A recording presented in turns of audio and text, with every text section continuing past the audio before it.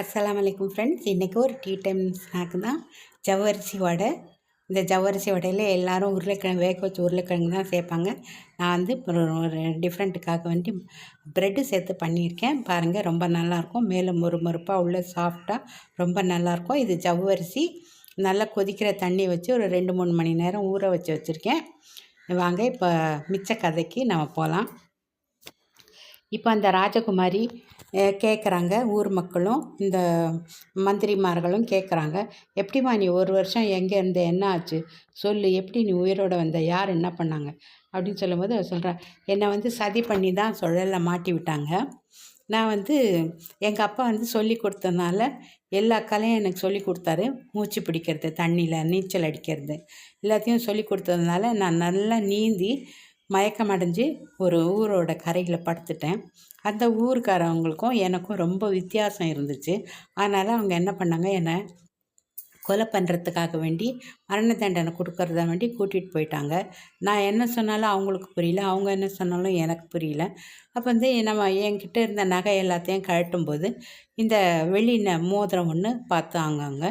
பார்த்து கழட்டி கேட்டாங்க, இது என்னன்னு சைகையில் கேட்டாங்க. நானும் ஏதோ சொன்னேன், எங்கள் அப்பா கொடுத்தேன்னா அது அவங்களுக்கு புரியல.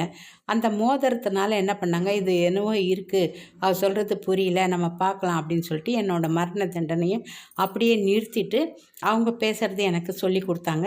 நான் பேசுகிறது அவங்க கற்றுக் கொடுத்தாங்க. 1 வருஷம் ஆச்சு அவங்க பேசுகிறதும் நாங்கள் பேசுகிறதும் புரிஞ்சிக்கிறதுக்கு. அதில் தான் இவ்வளோ தாமதம் ஆச்சு. அதுக்கப்புறம் கேட்கும்போது நான் சொன்னேன், இது எங்கள் அப்பா கொடுத்தாரு.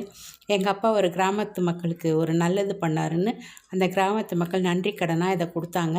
இதை தான் சொன்னார், சின்னதாக இருந்தாலும் எளியவர்கள் கொடுத்தாலும் எதுவாக இருந்தாலும் மறுக்காமல் வாங்கி அதை மறக்காமல் வச்சுக்கிட்டு அந்த நன்றியை காப்பாற்றணும் அப்படின்னு ஒரு புண்ணியம் சொல்லி கொடுத்தாரு. 2வது எனக்கு எல்லாமே தைரியமாக எல்லா கலையும் கற்றுக் கொடுத்தாரு. அது ஒரு 2வது புண்ணியம். ஆனால் தான் நான் தப்பிச்சுட்டு வந்தேன். 3வது புண்ணியம் என்னன்னா, யாராக இருந்தாலும் அவங்களுக்கு எந்த நேரத்துலையும் எளிமையானவங்களுக்கு எந்த இடத்துல எப்போ இறக்கப்படணுமோ அவங்களுக்கு இறக்கப்படணும் அப்படின்னு எனக்கு சொல்லி கொடுத்தாரு. இதான் அந்த 3 விதம் அதான் எனக்கு சொல்லி கொடுத்தாரு அப்படின்னு அந்த அம்மா சொல்லுது. அப்போ இந்த கிராம மக்களுக்கு எல்லாருக்கும் ரொம்ப சந்தோஷமாயிடுச்சு. இது நம்ம ராஜாவோட பொண்ணு தான், இதை கொண்டு போய் அவங்க நாட்டில் விட்டுட்டு இந்த பிள்ளைக்கு ராணியோட மகுடம் சூட்டணும் அப்படின்னு சொல்லிட்டு ஊர் மக்களெல்லாம் சேர்ந்து தான் அந்த ஆற்றுல அவளை வைக்கிறாங்க.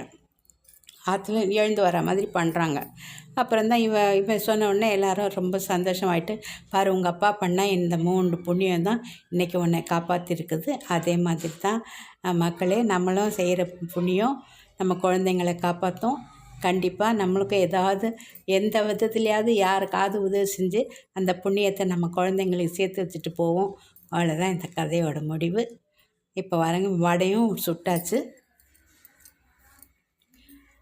2வது கடைசி வடை போட்டிருக்கேன். இதையும் சுட்டு எடுத்துட்டோம்னா வடை சுடுற வேலையும் முடிஞ்சிடும். எடுத்தாச்சு.